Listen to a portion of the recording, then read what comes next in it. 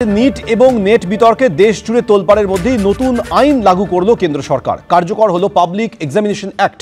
সরকারি পরীক্ষায় প্রশ্ন ফাঁস হলে রয়েছে কড়া শাস্তির বিধান। ফেব্রুয়ারি মাসে আইন পাশ হয়ে গেল, তা লাগু হতে এত দেরি কেন হলো প্রশ্ন উঠছে। দেশ জোড়া এই বিতর্কের মধ্যে কেন্দ্রের বিজেপি নেতৃত্বাধীন সরকার তড়িঘড়ি দ্য পাবলিক এক্সামিনেশন অ্যাক্ট 2024 কার্যকর করলেও তা নিয়ে একগুচ্ছ প্রশ্ন থেকেই যাচ্ছে। এই আইন সংসদে পাশ হয়েছিল গত ফেব্রুয়ারি মাসে, তাহলে কেন তা আগে কার্যকর করা হলো না? কেন এই আইন কার্যকর করতে 4 মাস সময় লাগলো? এখন বিতর্কের মধ্যে এই আইনকে ঢাল করে কি মুখ রক্ষার চেষ্টা হচ্ছে? প্রশ্ন তুলছে বিরোধীরা। নিট নিয়ে মোদী সরকারকে তীব্র আক্রমণ করেছে কংগ্রেস। একটি ভিডিও পোস্ট করে রাহুল গান্ধী ফেসবুকে লিখেছেন, ত্যাগ, তপস্যা, পরিশ্রম এবং বাধ্যবাধকতা এসব পার করে সাফল্য অবধি পৌঁছতে পারে তরুণ তরুণীরা। তাই প্রশ্ন ফাঁস আর পরীক্ষায় দুর্নীতি নিয়ে তাদের হতাশা এবং রাগ ন্যায্য। ইন্ডিয়াই তরুণদের ন্যায়ের লড়াইয়ে তাদের পাশে আছে। সবাই মিলে পুরো শক্তি দিয়ে আমরা পরিবর্তন আনব। এবার নিটে বসেছিলেন প্রায় 24 লক্ষ পরীক্ষার্থী। অন্যদিকে সারা দেশে ইউজিসি নেটে বসেছিলেন 9 লক্ষ পরীক্ষার্থী। তাদের ভবিষ্যৎ কি? প্রশ্ন বিরোধীদের। এগুলো সব মানুষকে এখন চোখে ধুলো দেওয়া, শাক দিয়ে মাছ ঢাকার চেষ্টা।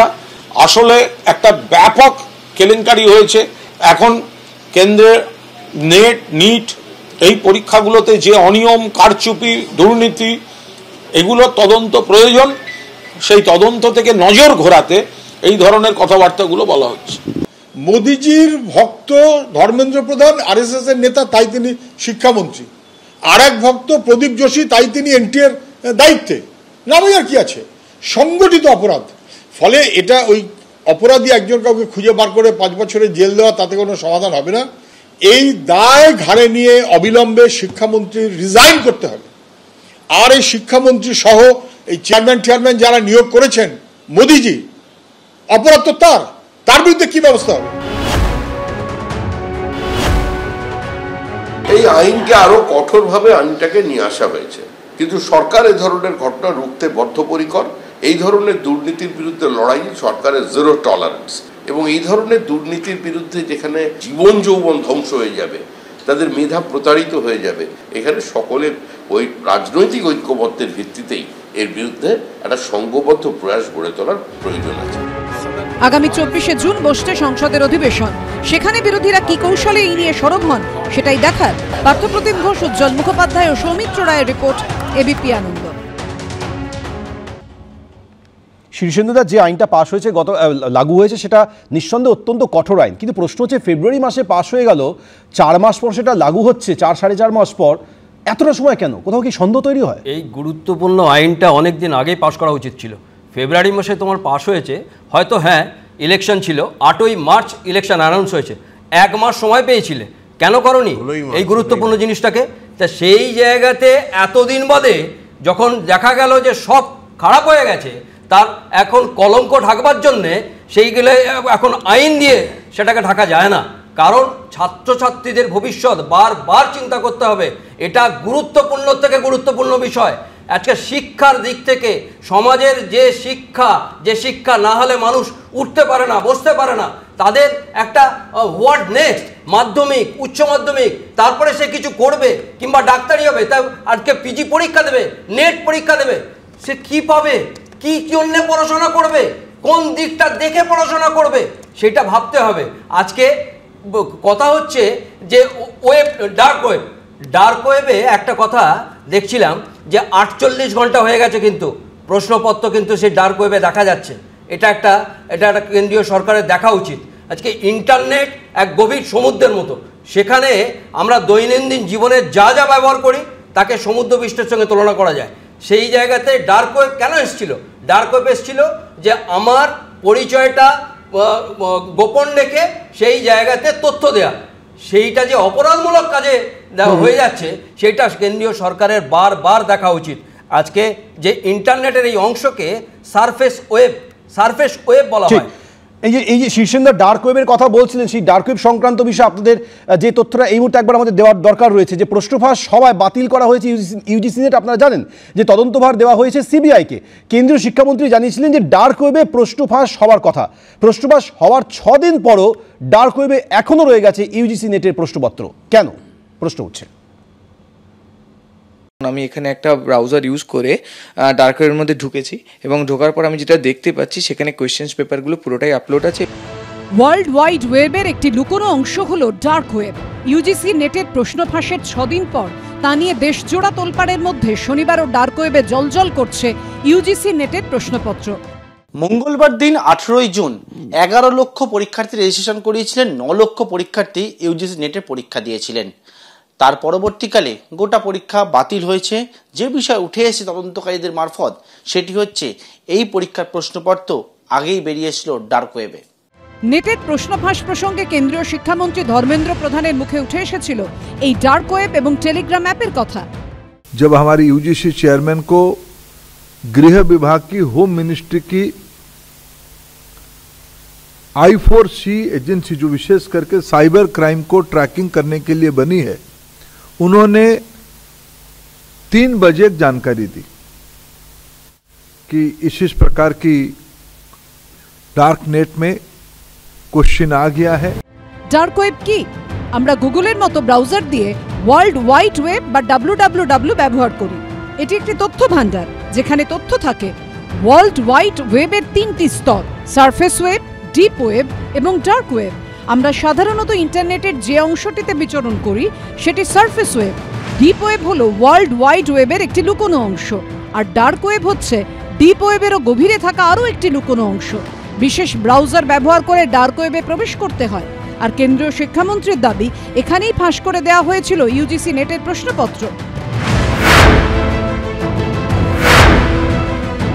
ডার্ক ওয়েবের মধ্যে কি এখনো সেই সমস্ত প্রশ্ন রয়েছে? আমরা একেবারে দেখে নেব ঠিক কিভাবে ডার্ক ওয়েবের মধ্যে সেই কোশ্চেন এসেছে। আমি যেটা দেখতে পাচ্ছি সেখানে কোয়েশ্চেন্স পেপারগুলো পুরোটাই আপলোড আছে এবং সেখানে লেখাই আছে যে ইউজিসি নেট কোয়েশ্চেন্স পেপার 2024। তো এটা ডার্ক ওয়েবের সাইট আমরা ঢুকেই রয়েছে। আমি যেটা বললাম যে আমরা একটা ব্রাউজার দিয়ে ডার্ক ওয়েবে ঢুকেছি। দুটো হাফে এক্সামিনেশনগুলো হয়, সেখানে কিন্তু মর্নিং শিফট ইভিনিং শিফট দুটো মেনশন করে কিন্তু দুটো লিঙ্ক দিয়ে দিয়ে এবং এইখানে কিন্তু দেওয়া রয়েছে যে অ্যাডমিট কার্ড ডাউনলোডের ডেট থেকে শুরু করে এবং তার অ্যাডমিটের ডিটেলস এভরিথিং এখানের মধ্যে রয়েছে। এটা মর্নিং শিট। আমি যদি মর্নিং শিটের ডাউনলোড লিঙ্কে ক্লিক করি, দেখুন এখানে স্ক্যান করে কিন্তু কোনো একটা জায়গায় কোয়েশ্চেন্স পেপারটা স্ক্যান করা হয়েছে এবং এখানে ওয়াটারমার্ক করে দিয়েছে। সিবিআই সূত্রে দাবি নেটের প্রশ্ন ফাঁস করার পর তা প্রথমে এনক্রিপ্টেড সোশ্যাল মিডিয়া প্ল্যাটফর্মে দেওয়া হয়েছিল। তারপর রবিবার তা দেওয়া হয় ডার্ক ওয়েবে। এক একটি প্রশ্নপত্র বিক্রি হয় প্রায় 6 লক্ষ টাকায়। ইভিনিং শিফটে যদি আমি ক্লিক করি সেখানেও কিন্তু এবং পেপার 1 কোয়েশ্চেন পেপার করে দেখুন এখানে ডার্ক ওয়েবের যে ব্যাকগ্রাউন্ডের লোগো, সেই লোগো ওয়াটারমার্ক করে এভরিথিং ভাবে এমসিকিউ কোয়েশ্চেন্স পুরো কিন্তু পরপর আপলোড করা রয়েছে। যে কেউ অ্যাপ্লাই করতে পারবে না। এখান থেকে খুললে টাইম মেনশন কিন্তু এরা এইভাবে করে না। ডার্ক ওয়েবে কোনো ব্যাকগ্রাউন্ড হিস্ট্রি থাকে না। ইন্টারনেটের অন্ধকার জগৎ নানা অপরাধের আখড়া। এবার ছাত্রছাত্রীদের পরীক্ষাতেও পড়ল তার ছায়া। পার্থপ্রতিম ঘোষের রিপোর্ট, এবিপি আনন্দ, কলকাতা। সুমনদা, পুলিশের তো সাইবার সেল রয়েছে। ডার্ক ওয়েবের কর্মপদ্ধতি সম্পর্কে পুলিশ এবং তাদের যারা এক্সপার্ট রয়েছেন, টেকনোলজিক্যাল এক্সপার্ট, তারা তো মোটামুটি অবহিত। তারপরেও পুলিশ ব্যবস্থা নিতে পারছে না কেন?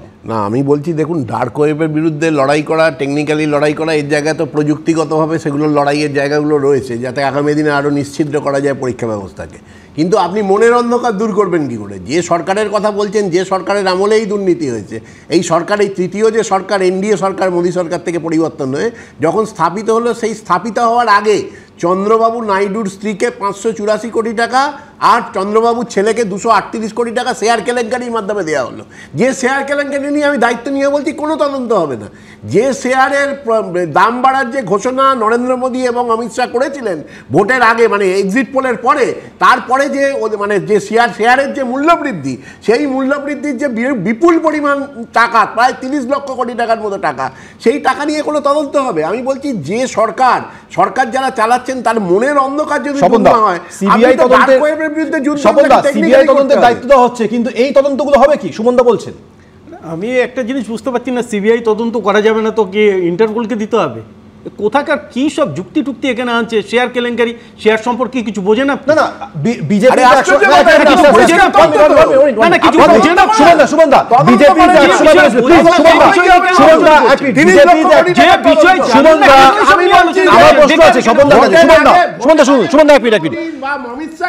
এক মিনিট প্লিজ। প্লিজ প্লিজ তারপর শেয়ার মার্কেট কতটা করেছে আমার কোনো হিসেব আছে? প্লিজ স্বপনদা যখন রাজ্যে শিক্ষা দুর্নীতিতে অভিযোগ উঠেছিল, রাজ্যে যখন শিক্ষা প্লিজ সুমনদা প্রশ্ন বলতে সুমনদা একসঙ্গে বললে কেউ বুঝবে না। আপনি বলুন তদন্ত স্বপনদা প্রশ্ন নিশা ভারতী যখন মেডিকেল আপনি প্রশ্ন শুনতে ডিভিয়েট করে যাচ্ছেন। স্বপনদা রাজ্যে যখন শিক্ষা দুর্নীতিতে অভিযোগ উঠেছিল তখন শুনতে চাইছেন আপনারা? সুব্রতদা বলুন না, একসঙ্গে বললে হবে না, সবাইকে বলতেই হবে। সুব্রতদা আমি বলছি, দেখুন আমাদের দেশের শিক্ষামন্ত্রী কি বললেন যে গৃহমন্ত্রক এটা ওনাদের ইনফরমেশন দিয়েছেন ডার্ক ওয়েব সংক্রান্ত। আচ্ছা, সেদিন দিল কেন? তাহলে আরেকটা জিনিস প্রমাণিত হচ্ছে যে আমাদের দেশের হোম মিনিস্ট্রি তার যে কাজ সাইবার ক্রাইমকে প্রোটেক্ট করবার জন্য, সেখানেও ব্যর্থতা আছে। কারণ এই যে ব্যর্থতা আছে, এগুলো ব্যর্থতা না, এগুলো সবটা হচ্ছে অর্গানাইজড। কারণ যখন সবটা এই 17 তারিখে এই সব প্রশ্নপত্র বেরিয়ে গেছে, 17 তারিখে সকলের কাছে আছে হোয়াটসঅ্যাপে, 17 তারিখে। এখন প্রশ্ন হচ্ছে যে দেশের সরকার যদি এইরকম গুরুত্বপূর্ণ জায়গা এইরকম বারবার ব্যর্থ হয়, এটা ব্যর্থ হওয়ার ব্যাপার না। তখন প্রশ্ন আসে জেপিসি হবে, জয়েন্ট পার্লামেন্টারি কমিটি তৈরি হবে, সিবিআই তো দেশের সরকারের প্যারট, ফলে ও আর কি করবে? এখানে সিআইডি, ওখানে। আমি বলছি যে সুমনদাকে বলবো যে দেখবার জন্য গতকাল পিএসসির একটা ওয়েবসাইটে খাদ্য দপ্তরের চাকরির লিস্ট বেরিয়েছে। আমি কারোর নাম বলতে চাই না এখানে, মালদার চাচলে, সে পরীক্ষাই দেয়নি, খাদ্য দপ্তরে তার লিস্টের নাম আছে। ফলে এই যে ভয়ঙ্করভাবে করাপশন হচ্ছে, যার সঙ্গে দেশের আমলাতন্ত্র জড়িত, সাদা খাতা দিয়ে WBCS অফিসার হচ্ছে, সাদা খাতা দিয়ে ইউপিএসসিতে চাকরি হচ্ছে। শীর্ষেন্দুদা, এটা খুব গুরুত্বপূর্ণ জায়গা যে পুলিশের ভূমিকা, পুলিশের যে সাইবার সেল, তাদের ভূমিকা এই জাতীয় বিষয়গুলো নিয়ে প্রতি মুহূর্তে তদন্ত করে যাওয়া। সেক্ষেত্রে দিনের পর দিন ধরে এরকম ঘটনা ঘটে চলেছে বলে অভিযোগ উঠছে, পুলিশ কিছু জানতে পারলো না। পুলিশের ইন্টেলিজেন্সটাই তো হারিয়ে যাচ্ছে, তাদের তো ট্রেনিং হচ্ছে না দেখা যাচ্ছে। আজকে 1861 পুলিশ অ্যাক্ট, মানে যে অভিযোগ গোয়েন্দা বিভাগটা কোথায় গেল? আজকে নিটের রেজাল্ট বার করার তারিখ ছিল 14 জুন, হঠাৎ ভোটের কাউন্টিং এর দিন 4 জুন, সেটা বেরোলো কেন? কিসের জন্য? কেন এগিয়ে নিয়ে আসা হলো? এগুলো প্রত্যেকটা দিক ভাবতে হবে, প্রত্যেকটা ক্ষেত্র ভাবতে হবে। কারণ এই জায়গা থেকেই ভবিষ্যৎ তৈরি হয়, মানুষ তৈরি হয়। ভারত তবে জগৎ সভায় শ্রেষ্ঠ আসন লবে, না হলে নেবে না। এই দুর্নীতি রাজ্যে হবে, দুর্নীতি দেশে হবে, এই জিনিসটা হতে পারে না। এই যে বললাম না যে রাজ্য কেন্দ্রের এখন সম্পর্ক হচ্ছে মাস্তুতো, সাদা কাগজে শিক্ষক, আরে এখানে মাস্টার, আর এখানে সাদা কাগজে ডাক্তার। এই জিনিসটা হতে পারে না, কখনো হতে পারে না। মানুষ ছোটবেলা থেকে সে শিখছে, পড়ছে, তারপরে সে কি করবে না করবে সেটা সে কিছুই বুঝতে পারলো না, একদিনে তার পরিশ্রম পুরো নষ্ট হয়ে গেল। এই জিনিসটা হতে পারে না। দিনের পর দিন, মাসের পর মাস ধরে যে পড়ুয়ারা মানসিক প্রস্তুতি নিয়ে পড়াশোনা করেছিলেন, শেষ পর্যন্ত একের পর এক পরীক্ষা বাতিল কিংবা স্থগিত হয়ে যাওয়ায় তাদের ভবিষ্যৎ নিয়ে বড়সড় প্রশ্ন উঠে যাচ্ছে। এর দায় কার? এই প্রশ্নই এখন সব থেকে বড় হয়ে দাঁড়িয়েছে। একদিকে নিটে প্রশ্নফাঁস নিয়ে যখন সুপ্রিম কোর্টে মামলা চলছে, এর পাশাপাশি বিভিন্ন পরীক্ষা হয় বাতিল হচ্ছে, নয় স্থগিত হয়ে যাচ্ছে। যেমন আজ পিজি নিটের পরীক্ষা ছিল, সেটাও বাতিল হয়ে গেছে। বিভিন্ন পরীক্ষার ক্ষেত্রে বড়সড় অনিয়মের আশঙ্কা করা হচ্ছে বিভিন্ন মহলের তরফ থেকে। প্রশ্ন উঠছে যে দুর্নীতির শিকড় কত দূর পর্যন্ত পৌঁছেছে। যখন এই প্রশ্ন উঠছে, তারই মাঝে জানা যাচ্ছে যে নিটের প্রশ্নফাঁস কাণ্ডের তদন্তে বিহারের পর এবার ঝাড়খণ্ডের কানেকশনও পাওয়া গেছে। শুক্রবার ঝাড়খণ্ডের দেওঘর থেকে 6 জনকে গ্রেপ্তার করেছে বিহারের ইকোনমিক অফেন্স ইউনিট। পাশাপাশি ইউজিসি নেটে দুর্নীতি তদন্তে উত্তরপ্রদেশে গেল সিবিআই টিম। নিট থেকে নেট, কতদূর ছড়িয়ে প্রশ্নফাঁস কাণ্ডে মাস্টারমাইন্ডের নেটওয়ার্ক। নিটের প্রশ্নফাঁস কাণ্ডের তদন্তে যখন বিহার থেকে ঝাড়খণ্ডে পৌঁছে গেছেন তদন্তকারীরা, তখন ইউজিসি নেট দুর্নীতির তদন্তে উত্তরপ্রদেশ গেল সিবিআই। অন্যদিকে উচ্চ পর্যায়ের কমিটি তৈরি করল কেন্দ্রীয় শিক্ষা মন্ত্রক। প্রশ্নপত্র ফাঁস মামলায় আগেই 13 জনকে গ্রেপ্তার করেছিল পুলিশ। শুক্রবার ঝাড়খণ্ডের দেহঘর থেকে আরও 6 জনকে গ্রেপ্তার করল বিহারের ইকোনমিক অফেন্সেস ইউনিট। শুক্রবার গাড়ি করে পালানোর সময় তাদের গ্রেপ্তার করে পুলিশ। जब छापेमारी की गई तो पता चला कि वहां पर अन्य जो दूसरे और भी लोग जो पकड़े गए थे, जिनका कनेक्शन था, जिनके एडमिट कार्ड भी बरामद किए गए थे, और जो फोन था उस फोन से जो डिटेल्स बरामद किए गए थे, उस आधार पर फिर आगे की कार्रवाई हुई, गिरफ्तारी हुई। সূত্রের খবর, অভিযুক্তরা সবাই বিহারের নালন্দার বাসিন্দা। দেওঘরের দেবীপুর থানা এলাকায় একটি বাড়ি ভাড়া নিয়ে তারা থাকছিলেন। সূত্রের দাবি, ধৃতদের মধ্যে একজন চিন্টু। অভিযোগ, পরীক্ষার দিন সকালে এই চিন্টুর হাতে এসে পৌঁছেছিল প্রশ্নপত্র। বিহার পুলিশের ইকোনমিক অফেন্স ইউনিট সূত্রে দাবি, এনটিএর নেওয়া পরীক্ষার রেফারেন্স প্রশ্নপত্র তাদের হাতে এসেছে। গত মাসে পাটনার ফ্ল্যাট থেকে প্রশ্নপত্র উদ্ধার হয়, তা এই রেফারেন্স প্রশ্নপত্রের সঙ্গে মিলিয়ে দেখা হবে। ধৃতদের নার্কো অ্যানালিসিস এবং ব্রেন ম্যাপিং করা যায় কিনা তাও বিবেচনা করা হচ্ছে। পরে টাকা নয় ছয়ের তদন্ত ইডিকে দেওয়া হতে পারে বলেও সূত্রের দাবি। এদিকে নিট ও নেটে কেলেঙ্কারির অভিযোগকে কেন্দ্র করে চলছে রাজনীতির পারদ। শনিবার দিকে দিকে বিক্ষোভে নামে যুব কংগ্রেস, তৃণমূল। মঙ্গলবার মিছিলের ডাক দিয়েছে এসএফআই। বিক্ষোভে নেমেছে এবিভিপিও। কলেজ স্কোয়ারের সামনে প্রতিবাদ দেখায় তারা। নিজেদের ডিপার্টমেন্টের কেলেঙ্কারি নিজেদের সিবিআইকে দিয়ে এরা ধামাচাপা দেওয়ার চেষ্টা করছে। ফলে সুপ্রিম কোর্টের কোনো মহামান্য বিচারপতির তত্ত্বাবধানে অবিলম্বে এর তদন্ত হওয়া উচিত এবং যারা অভিযুক্ত, যে সংস্থাগুলির যারা মাথা, যে দফতরের, এদের কাস্টাডিতে নিয়ে গ্রেফতার করে, না হলে এই তদন্ত প্রভাবিত হবে। সিবিআই কতটুকু করবে? তারপর তো দিল্লি থেকে একটা ধমক দেবে, সব চুপ করে বসে যাবে। কারণ এটা তো শুধু টাকার দুর্নীতি এটুকুই না, শুধু ডাক্তারির সিট বেচা এটুকুই তো শুধুমাত্র না, এটার সঙ্গে যুক্ত হয়ে রয়েছে কেন্দ্রের যারা মাতব্বর তারা। এটা পশ্চিমবঙ্গ নয়, এটা তৃণমূল কংগ্রেস সরকার নয়। কেন্দ্রে যে সরকারটা চলছে ওটা নরেন্দ্র মোদীর সরকার, বিজেপি সরকার কিংবা এনডিএ সরকার নয়, ওটা ভারত সরকার। সুতরাং নিঃসন্দেহে যারা অপরাধী আছেন তারা শাস্তি পাবেন। নিট দুর্নীতিতে ইতিমধ্যেই লালু পুত্র তেজস্বী যাদবের পার্সোনাল সেক্রেটারি প্রীতম কুমারের নাম টেনে এনেছিলেন বিজেপি নেতা ও বিহারের উপমুখ্যমন্ত্রী বিজয় সিনহা। এই অভিযোগের পরপরই প্রীতম কুমারকে নোটিশ দিলেও সূত্রের খবর তার বিরুদ্ধে জোরালো প্রমাণ পাচ্ছে না বিহার পুলিশের ইকোনমিক অফেন্স ইউনিট। বিহারের উপমুখ্যমন্ত্রী বিজয় সিনহার অভিযোগের পাল্টা তেজস্বী যাদবের দল আরজেডি আবার বিহার বিজেপির হেভিওয়েট নেতা ও আরেক উপমুখ্যমন্ত্রী সম্রাট চৌধুরীর সঙ্গে নিট দুর্নীতির মাস্টারমাইন্ড বলে অভিযুক্ত অমিত আনন্দের ছবি প্রকাশ করে। এদিকে ইউজিসি নেট দুর্নীতির তদন্তেও অ্যাকশনে নেমেছে সিবিআই। শনিবার উত্তরপ্রদেশের কুশীনগরে এক পরীক্ষার্থীকে জিজ্ঞাসাবাদ করা হয়েছে। সূত্রের খবর, সিবিআই মনে করছে প্রশ্নপত্রের কিছু অংশ টেলিগ্রামে পোস্ট করেছিলেন ওই পরীক্ষার্থী। সিবিআই সূত্রে খবর, সোশ্যাল মিডিয়ায় যারা প্রশ্নপত্র পোস্ট করেছে তাদের চিহ্নিত করা হয়েছে। একের পর এক পরীক্ষা নিয়ে বিতর্ক এবং তা নিয়ে বিরোধীদের এককাট্টা আক্রমণের আবহে কেন্দ্রীয় শিক্ষা মন্ত্রক একটি উচ্চ পর্যায়ের কমিটি তৈরি করেছে। এই কমিটির চেয়ারম্যান করা হয়েছে কে রাধাকৃষ্ণনকে, যিনি ইসরোর প্রাক্তন চেয়ারম্যান। 7 সদস্যের উচ্চ পর্যায়ের কমিটিতে রয়েছেন দিল্লি এইমসের প্রাক্তন অধিকর্তা রণদীপ গুলেরিয়াও। পরীক্ষা পদ্ধতিতে কি সংস্কার আনা যায়, তথ্য কিভাবে আরও সুরক্ষিত রাখা যায় এবং এনটিএ কাজ কিভাবে মসৃণ হতে পারে তা নিয়ে প্রয়োজনীয় সুপারিশ করবে এই কেন্দ্রীয় শিক্ষা মন্ত্রকের তৈরি এই কমিটি। 2 মাসের মধ্যে তারা রিপোর্ট পেশ করবে। কেন্দ্রীয় শিক্ষামন্ত্রী ধর্মেন্দ্র প্রধান এক্স হ্যান্ডেলে লিখেছেন, স্বচ্ছ, কারচুপিহীন এবং ত্রুটিমুক্ত পরীক্ষা আমাদের প্রতিশ্রুতি। পরীক্ষা ব্যবস্থাকে নিখুঁত করা, দুর্নীতিতে ইতি টানা, তথ্য সুরক্ষিত রাখা এবং এনটিএর সংস্কারের লক্ষ্যে যে পদক্ষেপ নিতে হবে তার মধ্যে প্রথম হলো এই উচ্চ পর্যায়ের কমিটি গঠন। পড়ুয়াদের উজ্জ্বল ভবিষ্যৎ আমাদের সরকারের অগ্রাধিকার। সুদীপ্ত আচার্য, শিবাশিস মৌলিক ও পার্থপ্রতিম ঘোষের রিপোর্ট, এবিপি আনন্দ। শীর্ষেন্দুদা, ধর্মেন্দ্র প্রধানের বক্তব্য অনুযায়ী দুর্নীতিতে ইতি টানাটাই আমাদের লক্ষ্য। শেষ পর্যন্ত ইতি টানা সম্ভব হবে?